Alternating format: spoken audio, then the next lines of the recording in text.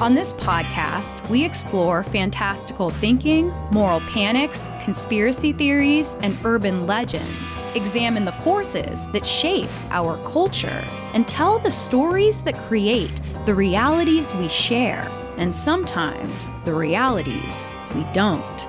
I'm your host, Chelsey Weber-Smith, and this is American Hysteria. And all of Florida means life and youth and fun. A land of joyous days and alluring nights.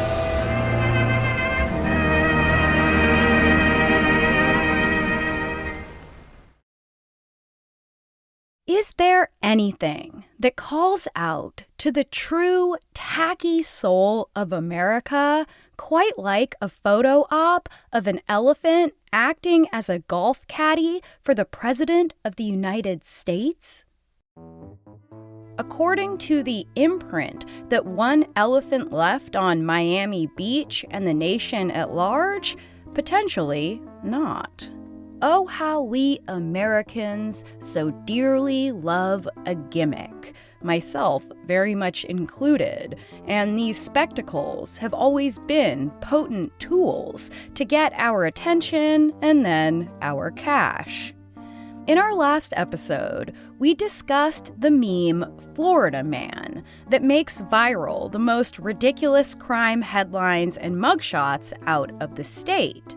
A social media phenomenon that's been keeping us entertained since 2013. But what we haven't explored yet is another brand of Florida Man, the huckster, the charlatan, the kind of Florida man that created the unreal allure of the Sunshine State as we know it today. During the Florida land boom of the mid-1920s, Americans poured into what was then called the last American frontier for what would become the 20th century's gold rush.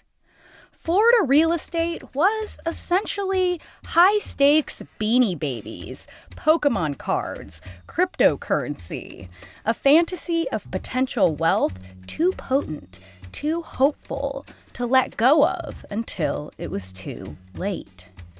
To get a sense of how this massive chaotic craze was whipped up by eccentric American business moguls lacking in any real moral code, we'll follow the antics of one such eccentric, a true master of the gimmick, of the super spectacle, a man chocked full of that reckless cannonball confidence that powers not only the Florida men of our memes, but also our country's most confounding confidence men. Carl Fisher, whose life story is skillfully laid out in Bubble in the Sun, the Florida boom of the 1920s and how it brought on the Great Depression by Christopher Knowlton, was born in 1874 in Greensburg, Indiana, with bad eyesight and a wayward father, both of which led him to leaving school at 12 to support his family.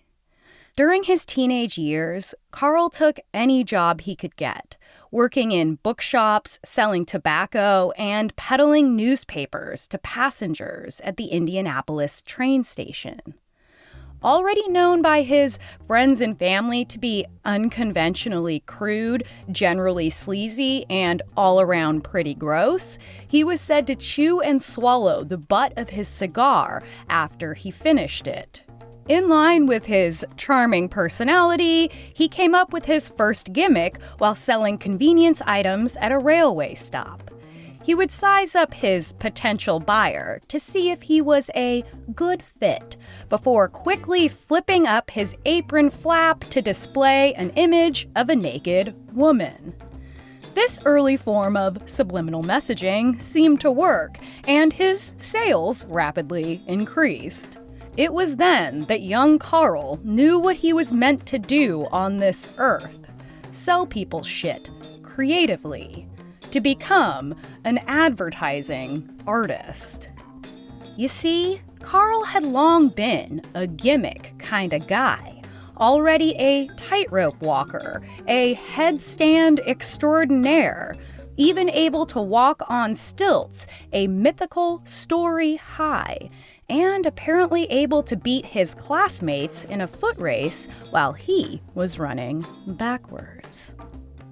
Carl Fisher showed a need for speed early on, becoming an obsessive bicycle racer, a card-carrying member of the Indianapolis Zigzag Cycling Club. Soon, the young entrepreneur opened a bicycle repair shop with his brother. And to promote his first grown-up business venture, Carl created ambitious publicity stunts that only an unencumbered teenage mind could conjure up. He rode around town on gigantic novelty bicycles measuring 20 feet high and rode a bicycle across a tightrope stretched across a busy street. In his most Willy Wonka-esque stunt, he released 1,000 helium balloons into the sky, 100 of them containing a special ticket that, if returned to the shop, could be redeemed for a brand new bicycle.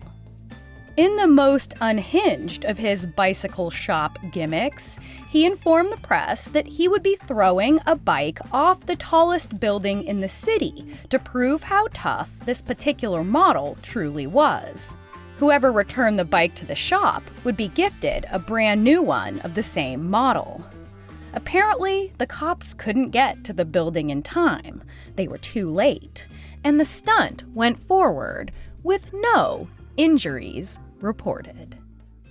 Travel this year the roads to romance, to places you have always wanted to go. And when you travel, go in one of the quality motor cars. It will be your magic carpet that will carry you to the land of your heart's desire. As automobiles became the new craze at the beginning of the 20th century, Carl went all in on this new innovation, completely converting his successful bicycle shop into a car shop specializing in both sales and repairs. His gimmicks only grew in ambition. The first of these, a reimagining of an old trick. He dropped an entire 7-seater car off the roof of an Indianapolis building, and then started the car and drove it off, leaving a cheering crowd amazed by the automobile's durability. In a far grander stunt, Carl actually unfastened the basket of a hot air balloon and attached a Stoddard David automobile in its place after removing its heavy engine. He actually sat in the driver's side and invited his buddy, the well-known balloonist George Bumbaugh, to ride along with him, and together they flew high above the streets of the city, waving to the gathering crowds below. But Carl wasn't done yet. After a couple hours, he drove into the middle of town, the balloon revealed to the crowd as neatly folded inside the trunk. But the Stoddard David he arrived in was not a magically weightless vehicle, but a second car with engine intact that had been parked at the landing location. Nonetheless, the spectacle duped the local newspapers into reporting it in the magical way that Carl had wanted. The stunt would also catch the attention of his future 15-year-old wife, one of the spectators who looked up at the 35-year-old salesman floating over the city. Surprise! Jane soon found out that this dazzling businessman, Carl Fisher, sucked. As she recalls in her memoir, when they went on their honeymoon by custom-built yacht down the Mississippi and into New Orleans, he left her as soon as they arrived to cruise brothels with his buddies. And soon after that, he started an affair with his secretary. When poor Jane confronted Carl with these grievances, he simply said, quote, "Why, you little wench, I love you. I wouldn't trade you for 2 skunks." Continuing his passion for all things speedy, in 1909, Carl, along with several business colleagues, invested in the Indianapolis Motor Speedway. Because the road had not been properly paved by opening day, the very first car race, held in the summer, was like the opening scene in Final Destination 4. There were multiple serious crashes, a bunch of shit caught on fire, numerous drivers and audience members were maimed or killed. But did this give Carl Fisher even a moment's pause? Oh, hell no, he ain't quitting. He just got some other investors to cough up $3 million to fix the track. And in 1911, 80,000 people would take this second ride on the figurative Titanic, which luckily did not end in bloody pandemonium and instead ended in a yearly event known as the Indianapolis 500. The businessman, already decently rich, would become fantastically rich when he helped create Presto Light, a bike light company he sold in 1911, raking in $5.6 million, which would be $141 million in today's money. Always the eternal car boy, Carl's next gig was to join the Lincoln Highway Association to get past one of the earliest highway projects, an interstate spanning from New York to San Francisco. He first donated a handsome sum of money and then went about wining and dining his fellow millionaires. Thomas Edison, former President Teddy Roosevelt, and even then President Woodrow Wilson, all of whom bought in. These highway plans were going through because in the last years of the 1910s, America was in the midst of a booming post-World War I economy, which gave citizens the disposable income needed to produce the Roaring Twenties, including major changes in the work lifestyle, pensions, and paid vacations. It was the first time that typical middle-class Americans could take a vacation. It was also the first time that the common man had access to the gas-powered horse and buggy, the wondrous but sputtering automobile. But Carl Fisher, he was a fast-moving man, and he was already bored of the whole highway project when he dipped out of the Midwest and found himself standing on the edge of the North Atlantic Sea, in the hot air of an undeveloped swampland that somehow made the optimistic Carl see dollar signs. His wife Jane did not see dollar signs in this land and recalled in her autobiography, quote, "Mosquitoes blackened our clothing, jungle flies as large as horse flies waited for our blood. Other creatures that made me shudder were lying in wait in the slimy paths or on the branches of overhanging trees. The jungle itself was as hot and steamy as a conservatory. What on earth could Carl possibly see in this place?" To which her beloved husband responded, quote, Look, honey, I'm gonna build a city here. A city like magic. Like romantic places you read and dream about but never see. And she responded, "I fucking hate my husband." More after this. And now, back to the show. Carl was not the first eccentric businessman to set his sights on the Florida coast. Before him, there was developer John Collins, who first envisioned the land not as a resort destination paradise, but rather a farm of alligator pears, or avocados. At the ripe young age of 70, John got to work shaping his mosquito and crocodile-infested bog into an expansive, functional farm. How did he do it? Well, he used the cheap labor of local black workers who came from an area then known as Colored Town, a segregated community that was formed in the 1890s, made up of those working on the construction of southern railroads.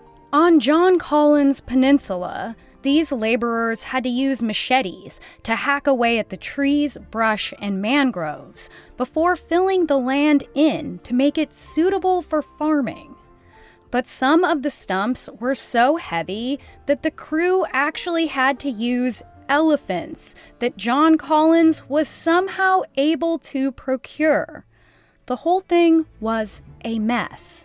The bumbling man was way out of his league. When his kids arrived to see what their elderly father was up to using their future inheritance, they immediately took control of the project, envisioning not alligator pears, but the Atlantic City of the South. The biggest roadblock to this plan was the fact that there was no easy way for tourists or buyers to get to the land. A bridge needed to be constructed from the peninsula to the mainland. But I guess building an enormous bridge with no experience is easier said than done, and it was quickly discovered that conventional wooden supports wouldn't cut it, as wood-eating bugs called shipworms began devouring the structure. A more costly route had to be taken, involving casing the wood in concrete and sheet iron. Funds were quickly depleted, and the bridge was left half-finished. It was this stumpy bridge that ended up catching the attention of the newly arrived Carl Fisher. After hearing secondhand about the Collinses' project, Fisher had walked over and found John Collins actually sitting there, swinging his little legs over the edge, staring out at the expanse of the sea. Becoming acquainted with John and the rest of his family, Carl recognized that they were working toward the same goals, and he believed that in this peninsula, he had found the site for his dream city. Carl financed the completion of the bridge, then the largest wooden bridge designed for automobiles in the entire world. In exchange, Carl asked for a 200-acre parcel of land on the south side of the peninsula. The group agreed on a name, calling it Miami Beach, incorporating it as a city a few years later. Carl Fisher used his status as the father of the first American highway to write home and convince the governor of Indiana to build a new highway connecting Chicago all the way down to Miami. The governor liked the idea, and he offered to facilitate a meeting between the governors of Illinois, Kentucky, Ohio, Tennessee, and Georgia. And as usual, Carl's natural promotional skills won the day, and the governors all agreed to support his plan. Soon after, Carl would lead a 15-car caravan out of Indianapolis toward Miami to scout routes for what was now being called the Dixie Highway. In September of 1916, the route was officially opened. Now that the land was actually becoming accessible, Carl used his Presto Bike Light fortune, as well as the money of rich investors, to finance massive hotels, exotic resort destinations for the wealthy, and lots designed to serve as winter homes for the hyper-rich. But Miami was still a gross swamp at this point. But would that stop the still unencumbered adult Carl Fisher? Of course not. Costing an exorbitant amount, suction dredges were used to vacuum up the muddy, gucky floor of the bay and then move it to the beach, where it would cover all the roots and stumps left behind from the cut-down vegetation and also raise the shoreline by 5 entire feet, making it so that foundations for docks could be built. Much of this work was completed by the black men who came from Colored Town, but there were jobs for the women and children as well, who were put to work by Carl planting lawns for his development, made out of individual sprigs of grass that were planted all day long. Now that the land was becoming usable, Carl needed to draw rich investors and buyers to Miami Beach. He immediately drew from the same bag of tricks he'd long been using to promote his various businesses.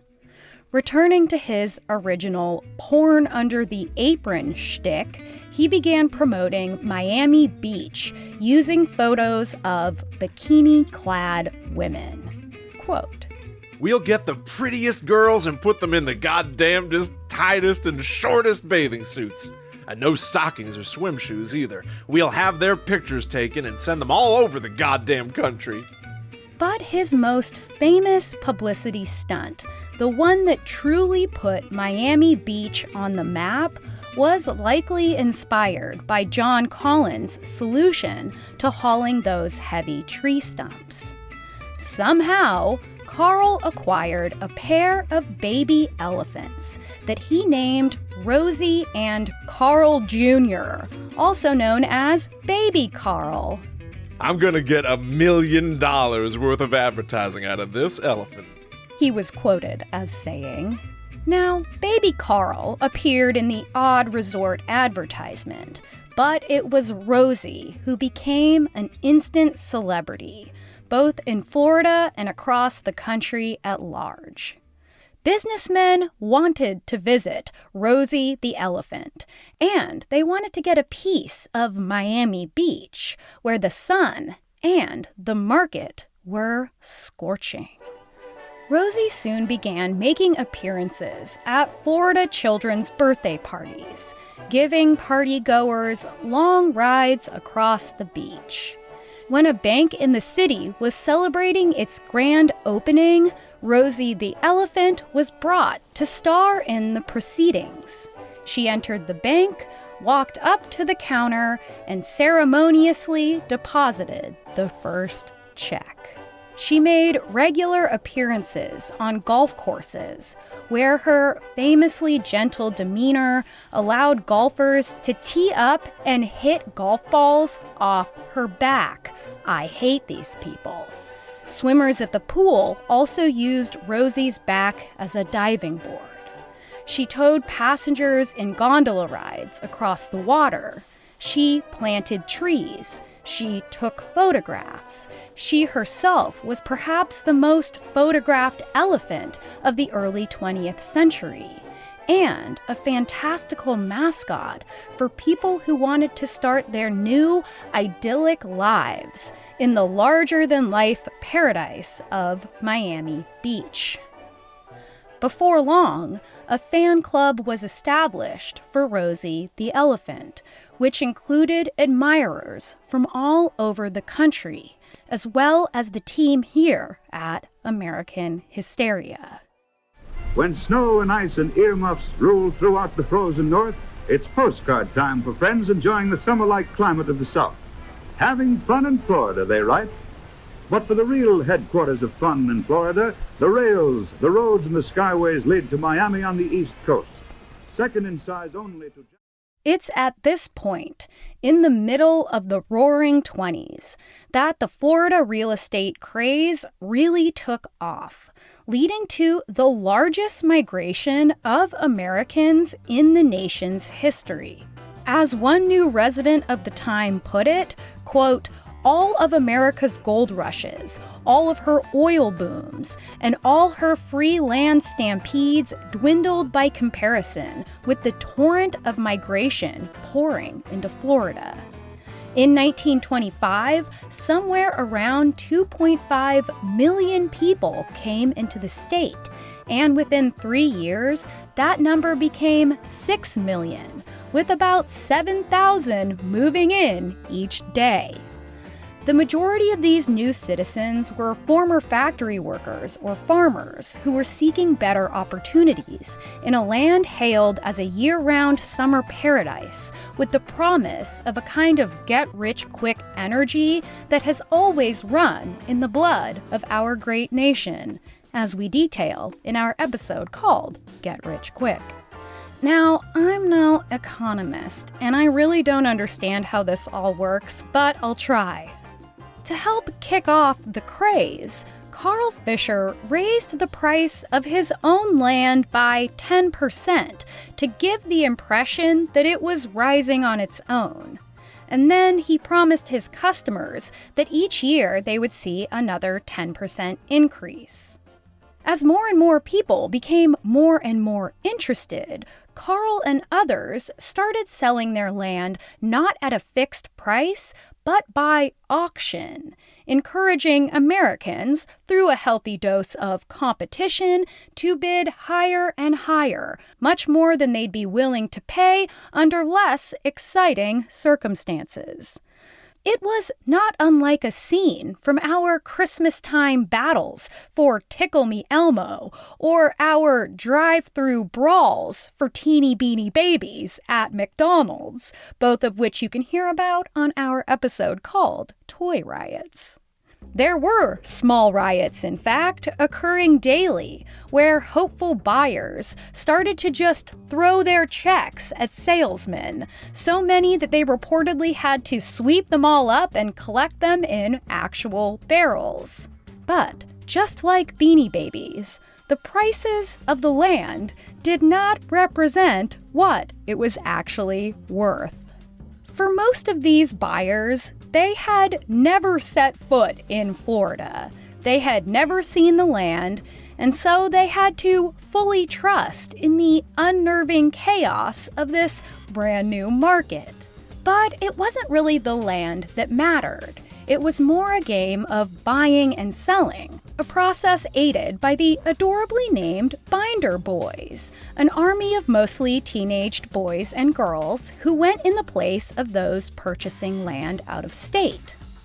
A binder was a small down payment on a property, one that was non-refundable, a promissory note saying that the rest would be paid within 30 days.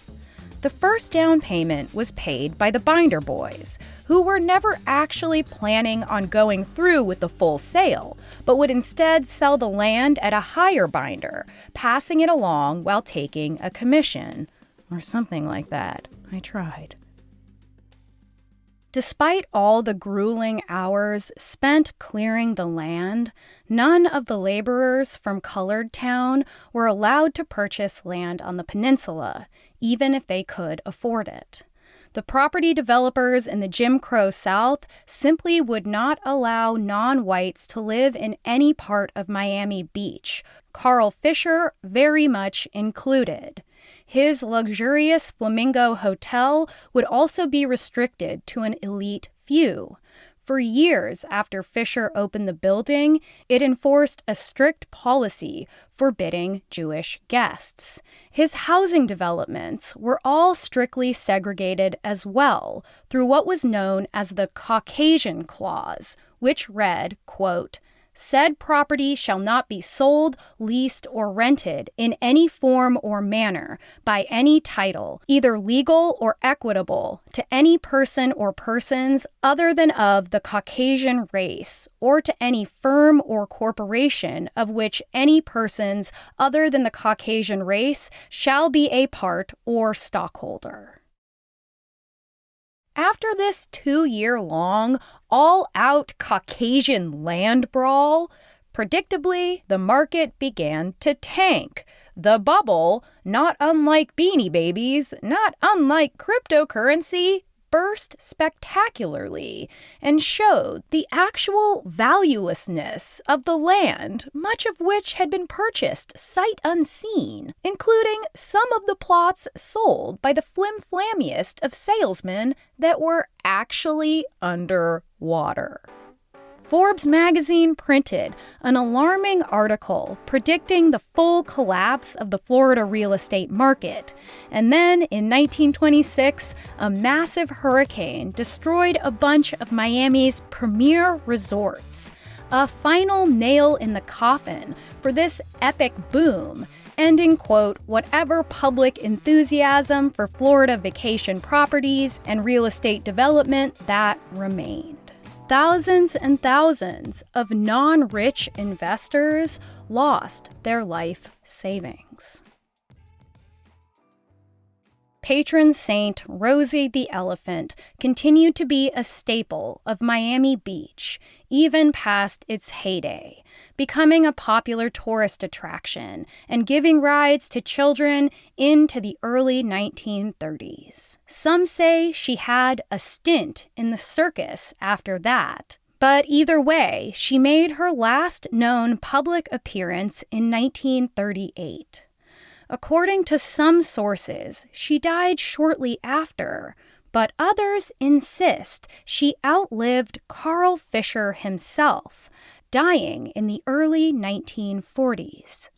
To this day, Rosie the elephant may get more credit for Miami Beach than both Carl Fisher and John Collins, recently immortalized at Canopy Park, which now features a Rosie the Elephant's playground, where children can enjoy climbing a structure in her shape.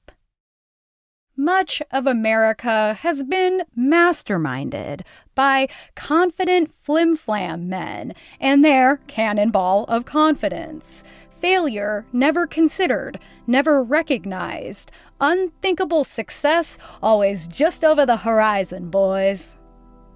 Although at the height of his success, he was worth the equivalent of $1.1 billion today, by the end of his life, Carl had lost everything.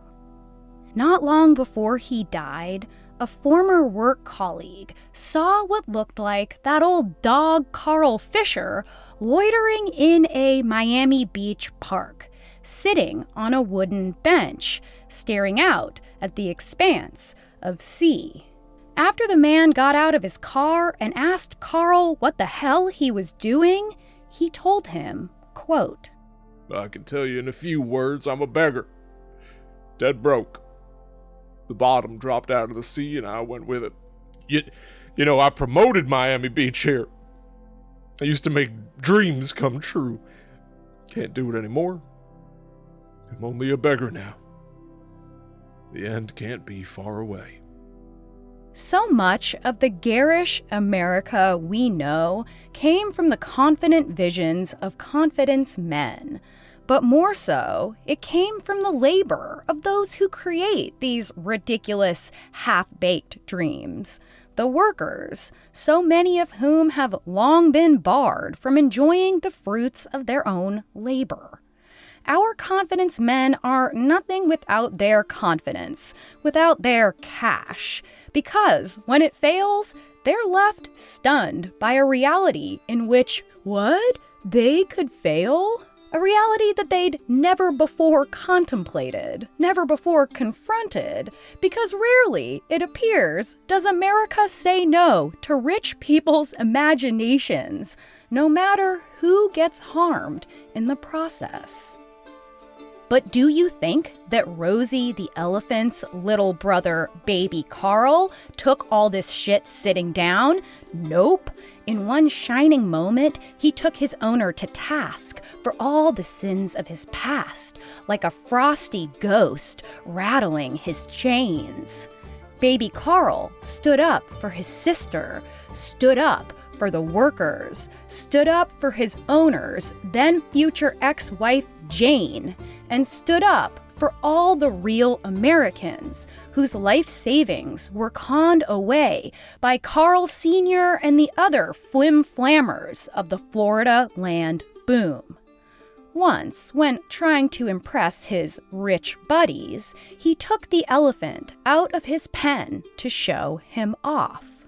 As Carl later told the story, quote, "Oh, he knocked me down and ran off, and when I grabbed hold of him by the tail to stop him, he hit me, a jolt with his trunk, and almost broke my ribs. Then I grabbed him by the trunk, and he locked his trunk around my arm. And if you think a 3-year-old elephant has no particular strength in his trunk, you should let him wrap it around your arm or leg, give you a yank. Anyway, I am all black and blue." This was American Hysteria. If you want more of our show, or if you'd like to get ad-free episodes, head to patreon.com/American Hysteria to get access to Hysteria Home Companion, a talk show where producer Miranda and I discuss all the hottest gossip from the topic's cutting room floor. And sometimes, if we're feeling young, we live stream. That's patreon.com/American Hysteria. You can follow us on social media at American Hysteria Podcast on Instagram and at AmerHysteria on Twitter. If you're feeling nice, leave us a nice review on the app of your choice. It really helps us out. American Hysteria is written, produced, and hosted by me, Chelsey Weber-Smith. Sound designed by Clear Commo Studios, co-researched and co-written by Riley Smith, and co-edited and co-produced by Miranda Zickler, with voice acting from Will Rogers. Thanks, as always, for listening, and may the spirit of Baby Carl continue to empower us all. Have a great day.